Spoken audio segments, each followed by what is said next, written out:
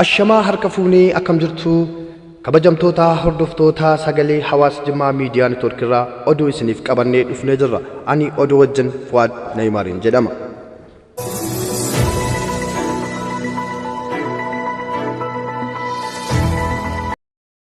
Torbee tokko keessatti meeshaaleen kontirbaandii birrii miiliyoona 31 olitti tilmaamamu to'atameera. Guraandhala 17 bara 2013 torbee tokko keessatti meeshaaleen kontirbaandii birrii miiliyoona 31 olitti tilmaamaman to'atamuu ministeerri galiiwwanii beeksiseera. Shakkamtoonni 17 fi konkolaachiftonni 16 kan meeshaalee kontirbaandii daddabarsaa turan to'annoo jala oolaniiru. Guraandhala 19 hanga 25 gidduutti qofa meeshaaleen kontirbaandii birrii miiliyoona 31 fi 800 tti tilmaamamu to'atamaniiru. meeshaaleen to'ataman kunneenis meeshaalee elektirooniksii fi waraana uffata nyaata miidhagaa adda addaa ta'us miidiyaaf ibsa laataniiru.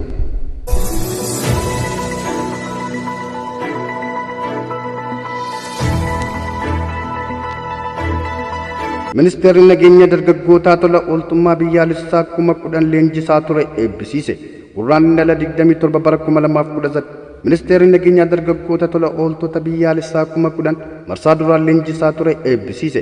Sirna eebbaa paarkii michummaatti geggeeffametti muummeen ministeeraa Federii Dr. Abiy Ahmed dabalate hooggantoonni olaanoo mootummaa argamaniiru. Dargaggoonni kunneen tajaajila tola ooltummaa biyyaalessaa hawaasa laachuuf kan isaan dandeessisu guyyoota 45f leenjii fudhachuun isaanii ibsameera.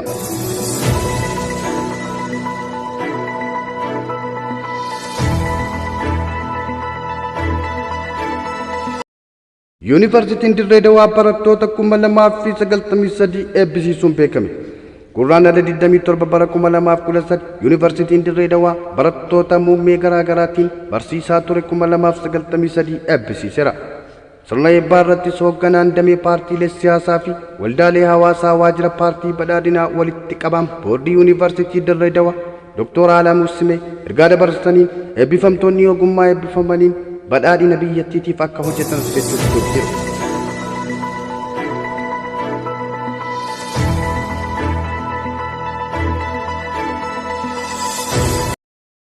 Itoophiyaatti namoonni dabalataa 1,100 vaayirasii koronaan qabamuun ibsame.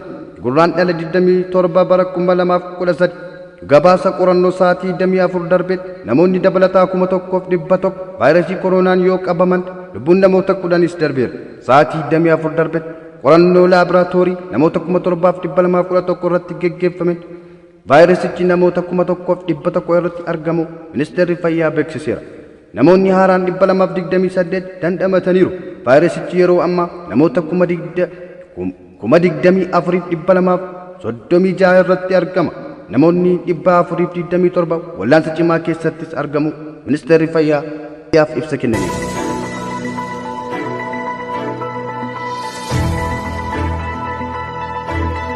Of eeggannoon konkolaachisuu seeraa kabajuu fi kabachiisuu keessatti gaheen dubartootaa olaanaa ta'uun ibsame.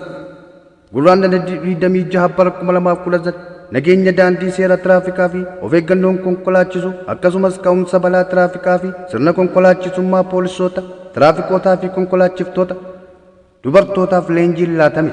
Ministeerri geejjibaa Aadde Daagmaawit Mogas akkas jechuun ibsan.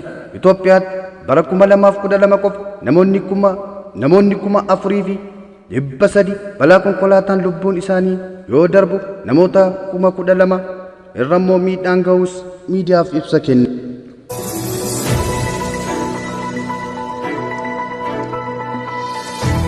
Egaan kabajamtoota dhaggeeffattoota keenya sagalee hawaasa Jimmaa miidiyaa neetwoorkii oduu guyyaa irraaf isiniif qabannee dhufnee kanuma sirba itti aanu booddee turtii gaarii isiniif hawwina.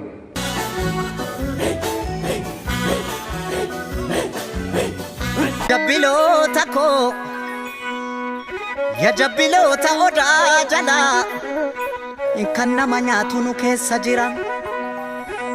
Jabbiloota koo yaa jabbiloota odaa jalaa kan nama nyaatu nu keessa jira. Amaaloo